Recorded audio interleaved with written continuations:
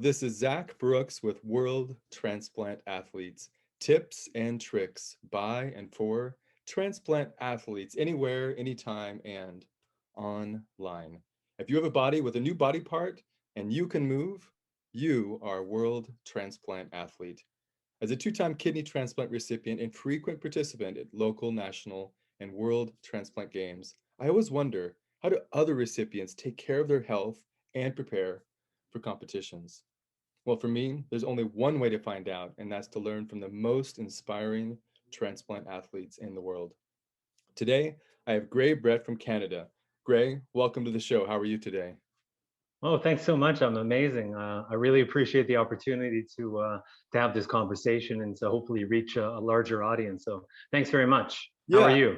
yeah, I'm very well, Gray. It's really good to see you again. I like to follow you on Facebook and Instagram and see your movement work. So it's fun to actually have a synchronous um, communication with you. So it's really cool to see you today. I So really appreciate that. Thanks. what I like to do before I get started, just one second while I get my computer charged here. Sorry for anyone watching this thinking this is a perfectly production. Always, it's just how it is. I need to charge my computer.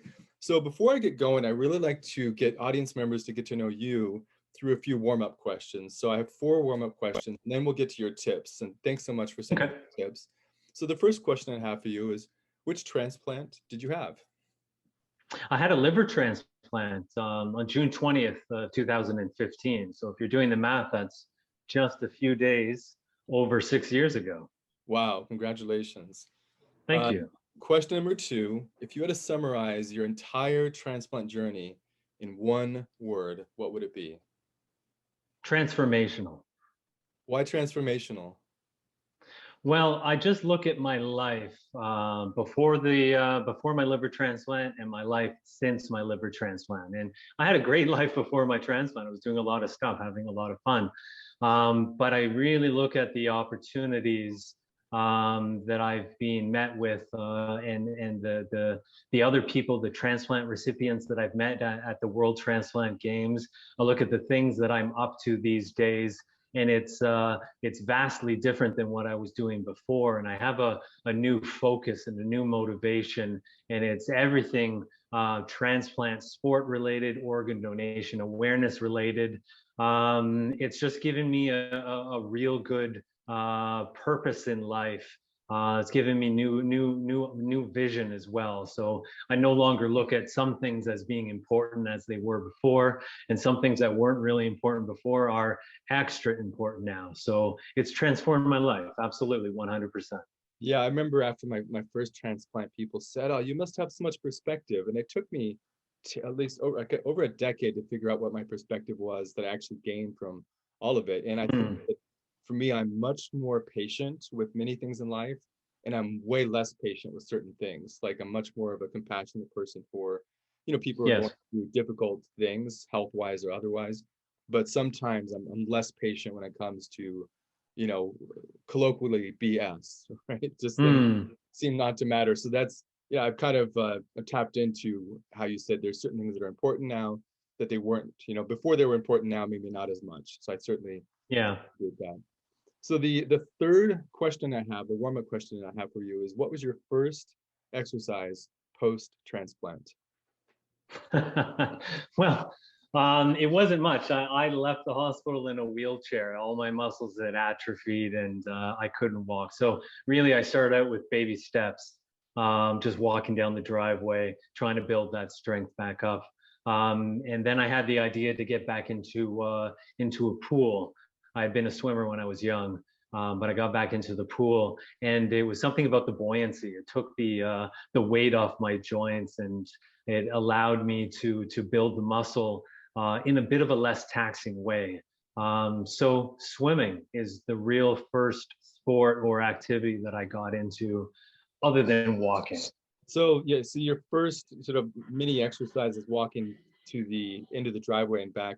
How long was it Yes. before you were able to swim, get in the pool? How many months until you got in? I think I was in the water about a month and a half after Okay. my transplant. Yeah, it seems pretty typical. I mean, you need 6 weeks to a couple months to kind of get back into it. So I was worried about the water getting in my scar, Of course, yeah, and you, leaking inside. yeah, of course, that makes a lot of sense. You want to let that heal. So Yes. the final warm-up question I have for you: in which activities do you regularly participate? I'm in love with everything movement related. So I like to get down on my hands and knees and play around on the ground and do acrobatic things. I like to do a lot of body weight exercises. I swim. I swim a lot. I'm a competitive swimmer now. That's what I compete in at the World Transplant Games Mhm. as a swimmer. But I'm also being a lifelong martial artist. So it's a little bit of all of that. Yeah. So, what are your just before I forget, what are your Facebook and Instagram uh, profile names? Because if people want to check out your movement you post every once in a while, it's pretty cool to watch, especially for a trans Oh, athlete. I really appreciate that. I'm Gray, Grebrett, Gray Brett, on Facebook and Instagram. It's chasing underscore greatness, but greatness is spelled Greytness. I've made greatness my own. Cool. I'll tag you when I post this. So let's get Thank now to you. the heart of this conversation, which I'm really excited about, the tips and tricks. You shared your tips with me a few weeks back, and I like to Hmm. from top to bottom, and then we'll go back to the top, and you can walk us through each of them. And what strikes Sure. me about your tips, Gray, is that they're so non-movement related. So I'm really excited to unpack these with you. So tip number one you have for everyone out there is to exercise, keep a gratitude journal. Number two, Hmm. do breath work. Number three, Hmm. meditate. Number four, be consistent, develop a daily practice. And number five, replace motivation with discipline. So this is super exciting because no one really talks like this. So I'm excited to hear what you have to say. And I'm always thinking about a person waking up today in a hospital having their transplant. So number one, Brett, why is to exercise, keeping a gratitude journal so important to you? Well, of course, like yeah, my tips are a little bit different than what I would expect that everybody else would give you.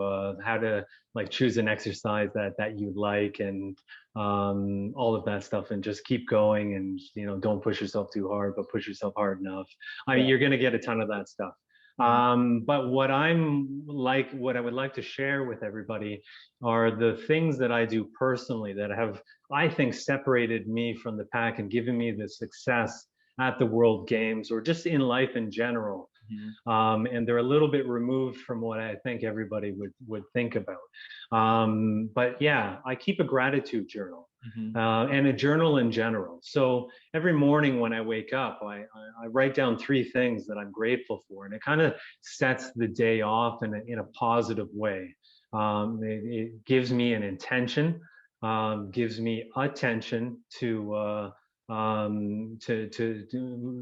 everything that I'm thankful for. And it could be very simple. It could be just I'm happy that I woke up today, or Mhm. I'm happy that I had that conversation with somebody yesterday. But just something that starts off the day and makes me feel positive. Yeah. Also, with all of the exercise that I do, I like to be very measurable. I like to see progress. I like to I do. I keep the journal about what I did today, what felt good, what didn't feel good, where I think I could improve, where I know I can push a little harder, or if I'm having a bad day, I just write down that I'm having a bad day, and I can go back and I can look, and I can use that as some sort of um, like it helps me with my focus. If I'm having another bad day, I can go back to another day because I have them all listed in by date order. I'll Mhm. take a look and I'll see that, geez, yeah, on July 20th, or June 20th rather, I had a bad day. Mhm. But then the very next day was good, and the following 6 days I felt really good. So today is just a little blip. It's just like June 20th.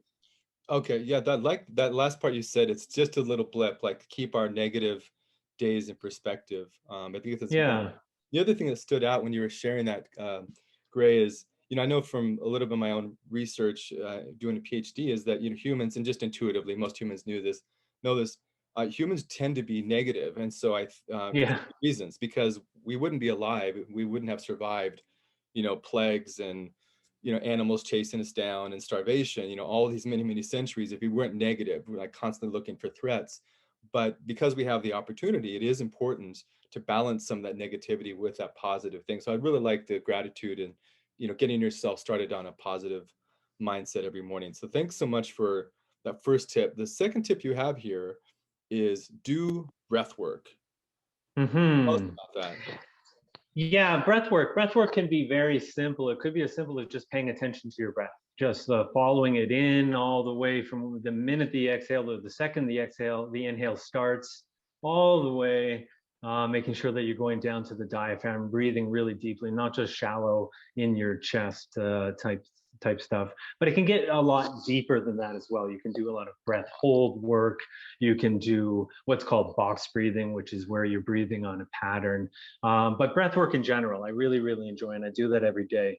And the reason I do that is it really brings me in tune and in focus with myself and my being. So it's a little bit of time where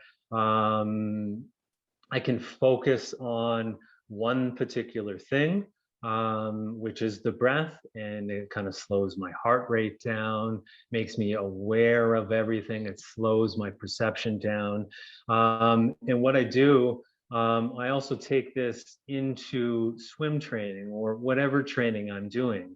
So as a swimmer, we do a lot of short rest work where so I could be doing 2100s on say a 135 pace. Hmm. And Pretty if fast. I'm coming in, well, sure. But like, so if I'm not really being careful with everything, I could really run out of gas quite quickly if I'm pushing.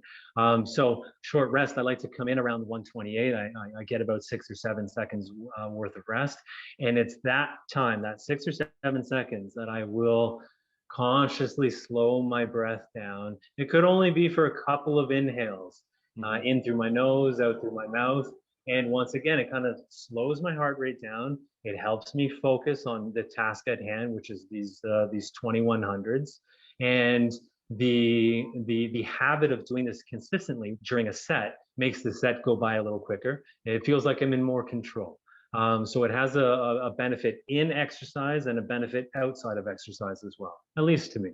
Yeah, well, thank you, Brett. I might want to follow up with you some more about breath work in the future. So thanks for sharing that. So tip number three is meditate. Why is meditation Hmm. for you important as a transplant athlete?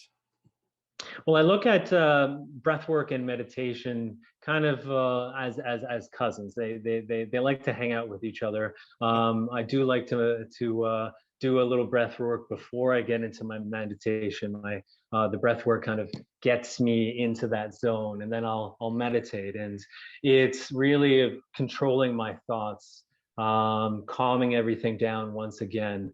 And so developing this as for me as a consistent daily practice just gives me time to develop my spirit, and keep my emotions in check. And then the real world application of this is if I'm at the World Transplant Games Hmm. and I'm getting ready, I know my event is in about 10 minutes. My mind is racing. I'm seeing all my competition getting ready. I have too many thoughts going on. I'm Yeah. not focusing on my race, on what I'm here to do. Hmm. So there are too many minds. So if I can take a little bit of time to slow my heart rate down and really focus my thoughts and tunnel my thoughts into my race. I've just found that it has been beneficial for my performance. Hmm. And it's the practice of meditation that allows me to be able to do that on the fly when I need it in a pinch, say at the games. Yeah, thank you for that. So it reminds me of the distinction of signal and noise, right? I mean, there's Mm. all sorts of sound in the world. Some of that sound Yeah. for you in particular is signal, something you respond to, and some of it's noise. But when the noise becomes signal, that starts to interfere with you at the games, for example. So if you can kind of find a way to just draw in the signals that you want, and everything else kind of becomes this noise in the distance, it certainly would help you focus in the moment, especially right before a competition, maybe just a few seconds before jumping into the pool. Yeah, I really like the way you said that. It's a good rewording of what I said. Thank you. Oh, okay. Well, I'm glad it worked. So the fourth tip I have from you is be consistent, develop a daily practice. So can you unpack that for us a little bit as well, Gray? Yeah, sure. So daily practice is just something that no matter what, I will do every single day. And so for me, that changes. Maybe I'll do a specific 7 little things. It could be just simple little stretches that I'll do when I warm up, or before I start a session. It doesn't matter what it is, but it's the consistent nature in which I'm applying these things, or I'm attacking these things. That's the real magic. Mhm. So on the days where maybe I'm a little bit busy, I haven't been able to train, I know that if I don't move, I get stiff, and I don't like feeling stiff. So I'll do six, or right now I'm doing these 7 things every single day. And I just call it a daily practice. So no matter what, these 7 things get done during the day. And it Sure. could be in a movement snack kind of way. And what I mean by a movement snack is, if we think about snacks, what is it to everybody? It's like maybe you a little hungry in the afternoon, so you grab a snack to tide you over. So to me, a movement snack is, it's not a workout. Yeah. It's a little snack in between workouts or in between something. So I'll have these little interruptions in my day where maybe I've got 5 minutes. So Mhm. I'll hit 2 of those 7 that I need to do today. And it's just the consistent nature in which I do those that allows me to be ready to train whenever I would like to. And hopefully I get to have a good day, because I haven't had 6 or 7 days off where I haven't been doing anything and my body hasn't been moving at all, because I've had this daily practice. Yeah, thanks. I've done a few of these interviews now over the years, and this is the latest version of it. And a lot of athletes talk about consistency. And what I find really fascinating about this tip is that, it's easy to say, but in fact, it's that daily discipline. It's extremely hard to do. So, I find that particular conversation with athletes is a fascinating one. What gets them to be consistent every day, which kind of segues very well Mm. the final tip from you. And the final tip from you, Gray, is just really an awesome sort of concept. So I can't wait to talk about this one, which is number 5: replace motivation with discipline. So where did you come up with this? How have you implemented it? I mean, talk about this one as much as you want, because replacing motivation with discipline just sounds like a semi-radical concept. Yeah, everybody likes to talk about being motivated, and I feel motivated, or I don't feel motivated. And it seems to be like a start and stop for a lot of people, this absence, or this presence of motivation in their lives. Mhm. And the way I came to this tip is a number of years ago, when I was getting ready for the Malaga World Transplant Games. It was my first games. I was really quite nervous, and I was pushing myself really hard because I wanted to do well. I was feeling alive, and I wanted to push myself. And I think I was training maybe a little bit too hard and for a little bit too long, and I was starting to get a little bit tired. Mhm. And I swim with a high performance swim team. There's a couple ex-Olympians on the team, Okay. some world masters champions, and so it's a very good team. Yeah. And my coach is a very good coach. And so I was talking to him about how I was feeling, and I was saying that I don't know, I just don't feel motivated. And he was the one that said, listen, motivation doesn't exist. Like, motivation is useless. Motivation, and this is what stuck with me. He said, motivation is not there at 6 in the morning when the alarm goes off. The only thing that's there is you and your discipline. So if you replace motivation, this abstract concept that you is kind of out of your control, you've got to get it when you can reach it, and sometimes you can't hold on to it. Mhm. Um, if that goes away and you replace that with discipline is something that is always with you, because you control it. You control your discipline. Yeah. So it, to me, gave me um, a sense of power over my ability to train.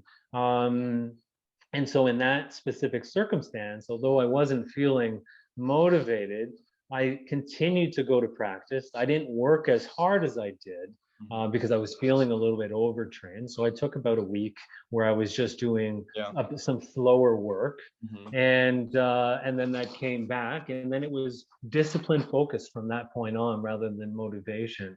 And I can see that working specifically with preparing for the World Transplant Games or other athletic competitions, but also just life in general. I Mhm. mean, there are some times where, of course, you don't want to get up. You've got a deadline that you have to do, or my daughter is ready to get up, and I'm not. I'm still a little bit tired. So I pull on discipline. You know, Yeah. I'm a father. I need to be disciplined around raising my daughter. Yeah, absolutely. Thank you so much for sharing that. Discipline, some replace motivation with discipline. It reminds me of a soccer coach I had in high school who would always yell out while we were just doing these wind sprints, um, Hmm. discipline before freedom. You know, it was such a grim, he was very, and he's German and so forth. But what he really meant is that, you know, we were going to be free to play soccer in a certain way once we had the discipline to get through the training. Like we had to get to a certain level Yes. before we could kind of, you know, play and interact in this case soccer the way we wanted to. So yeah, I think this idea of discipline is extremely fundamental, like you said, to life and to athletics. So thanks so much for sharing that, Gray. No, thank you. Yeah. Yeah, so for everyone out there, so Greg, again, thanks for so much for being on the show. For audience people out Thanks there, for having me. yeah, you're very welcome. You can visit facebook.com/World Transplant Athletes. Also on Instagram at World Transplant Athletes. World Transplant Athletes, tips and tricks by and for transplant athletes anywhere, anytime, and of course, online.